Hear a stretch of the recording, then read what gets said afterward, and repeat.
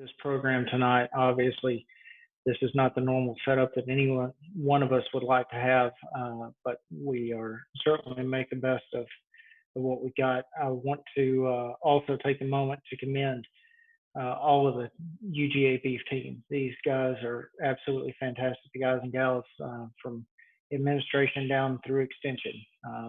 They are bending over backwards and making mountains move in order to make sure that everyone is able to enjoy at least keeping in touch with what's happening within the industry. So tonight I just want to touch on a couple of topics. The first of which, obviously, we've got a big week this week. We're calling this Cattle Week. Discovery Channel has Shark Week, so this is Cattle Week. Obviously tonight we've got this as well as the Forage Conference. So once this is shifted over, you can slide over to Facebook and watch the Forage Conference. It'll be going on concurrently. Those were all pre-recorded and are being shown as well this evening. And then tomorrow at 12:30, be sure to join us back again for the Calhoun Herd Tele-Auction. It's going to be a great event. We kind of had a trial run down there in Tifton with it, so we're very excited about it. We also have a GCA webinar with FSA on the CFAP direct producer payments. That webinar is going to be limited to the first 100 people, but it should help answer some of the questions. I'll be covering a lot of this information tonight, but even I have questions on exactly how they're going to look at things, and we'll touch on that momentarily. Thursday, we've got our GCA virtual annual meeting, so make sure that you're able to attend that. That'll be, if you're a voting delegate, you'll join through Zoom. If you are a regular member, we're going to ask you to join via Facebook Live, but that'll be shown concurrently at the same time. You'll be able to see everything that the voting delegates are seeing. So we got a good program for that. And then Friday, we've got the Beef Expo cattle sales down there at Friendship Farms. That's also going to be on live auctions. So be looking for that. But all of these items are being constantly put out through our email blast and can be found on our website and social media channels. So be sure to attend there. So let's talk about CFAP. What is this? This is the Coronavirus Food and Animal Program. This was the way that USDA determined the best way to allocate the funds given by Congress, or at least provided by Congress through the CARES Act. As you may recall, this program includes direct payments to agricultural producers. This was part of an overall $19 billion in financial support and direct payments due to market, essentially, these are disaster payments. The market has been a disaster since the run up to COVID and arguably even before then, going back to the Kansas plant fire last summer. But of those $19 billion in direct support, $3 billion of that is going to the food box purchase program, and $16 billion of that is going to direct payments to producers. Those are going to be split amongst two different windows of payments, and we'll talk about that. But also, you are having to show a 5% loss in overall price decline between those dates. FSA will be the agency that will be coordinating that program, and so you're encouraged to reach out to them. They're the ones that will be the final say in this. This is a program that is moving faster than I've ever seen. There's no public comment period. There's no chance to adjust this, change it. So we are, again, having to make the best of the situation, but FSA will be the final determining factor on that, and we'll go through some of these items. But the reason why this is so topical is that applications started today. FSA offices got training on this last week, and we have been in touch with several different offices. I know some offices are set up very well and got it on the first try, and they're already processing those applications. Other offices were kind of deer in the headlights today, so it may take a little while, but we have until August for producers to be able to get that information in. You're encouraged to get it in sooner than later. Obviously, because of the amount of payments that they're having to make, this includes all of agriculture, and I say all, meaning specifically what Congress allocated for was livestock producers, specialty crop programs, and farmers market suppliers. Now, with that, there's also another mechanism for any of those segments of agriculture that weren't included in there to be able to make a case and secure some funding for their industry. But I will tell you that I have never seen a program that has included such a comprehensive list of different agricultural commodities and product types. So keep that in mind. So let's talk about the eligibility. If you own cattle right now or own cattle in the lead up to COVID from January 15th until April 15th, you would be eligible for it. Also, you would be eligible from April 16th through May 14th. That date is important. We'll talk about that here in a moment. But again, you have to have experienced a 5% or greater price decline as part of COVID-19 and or be affected by the additional cost of marketing those animals or to hold those animals over, what the inputs are.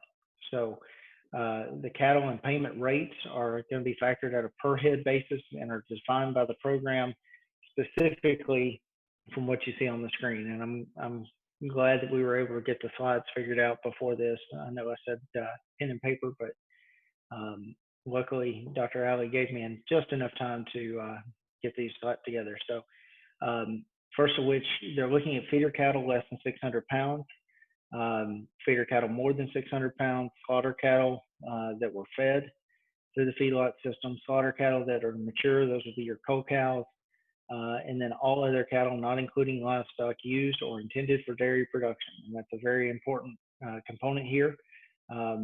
One of the questions that we have is how are they going to actually treat dairy steers, dairy cull cows?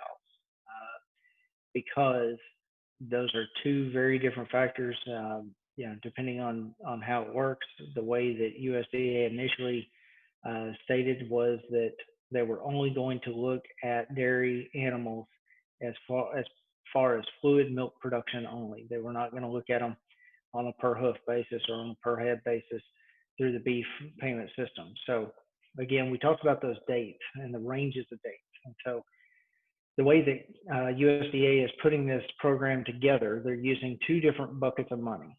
The first of which is the CARES Act payments. Those are that's essentially the $9.5 billion that were dedicated to those three overarching umbrella terms for agriculture. And those are picking up January 15th through April 15th. And those are only going to be applicable if it connects in with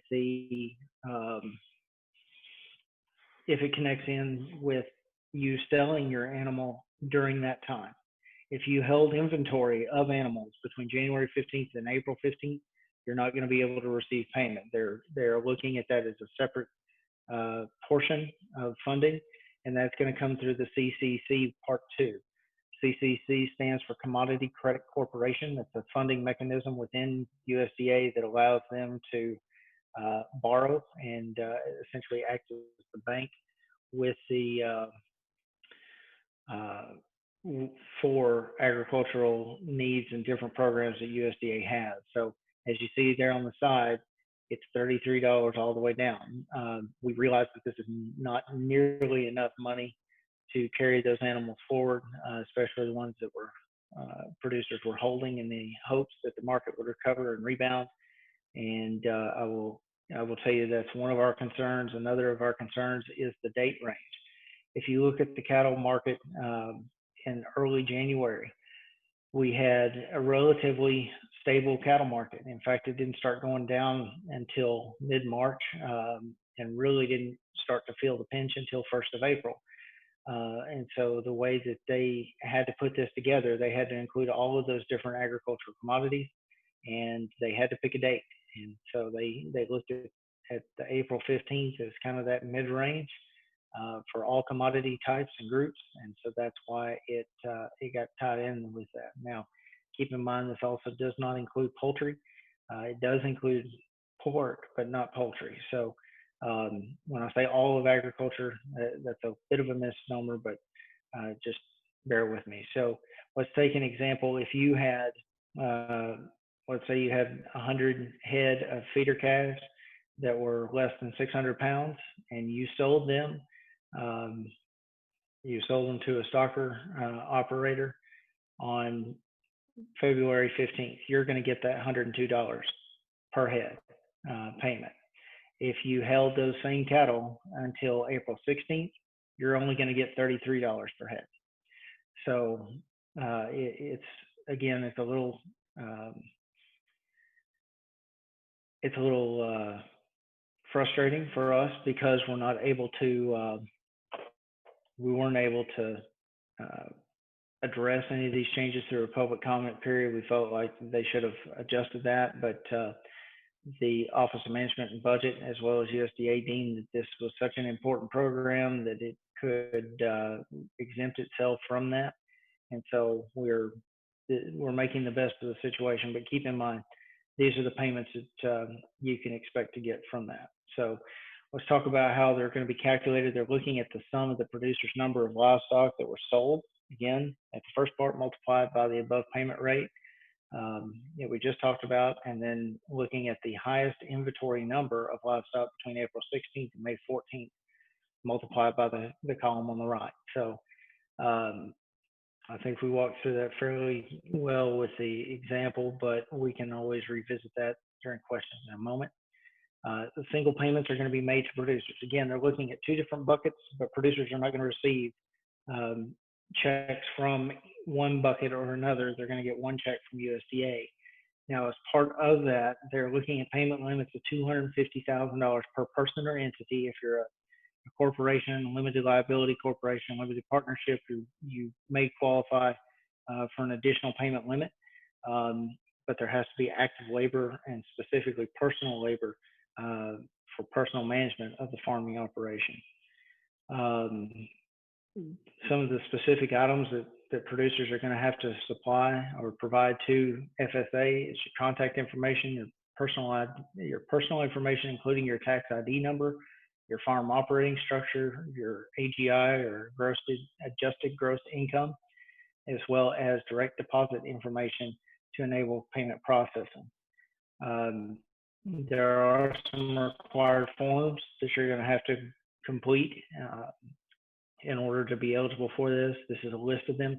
All of these can be found on farmers.gov/CFAP/livestock. So one thing to keep in mind on the payments, the way that they have told us they're going to do this is they're going to make the first payment at 80% of whatever you qualify for. So let's assume you get $100,000, you qualify for that under the program between the two different buckets. You're going to receive $80,000 up front, and that will be the initial payment. After a set amount of time, they will review, make sure there's no other hiccups in the program, and then the remaining 20%, if there's full funding for the program, you will receive the full $20,000 to get you to that $100,000 that you qualified for. If there's not enough money, what USDA has reserved the right to do is to prorate the amount of funding that you're going to receive coming back. So keep that in mind as you go through this. But again, it all hinges on when you sold cattle or what your inventory was after that April 15th day. So at this time, I'll open it up to questions. If anyone has any, be free to unmute yourself now, and we can go through those, address any of those issues.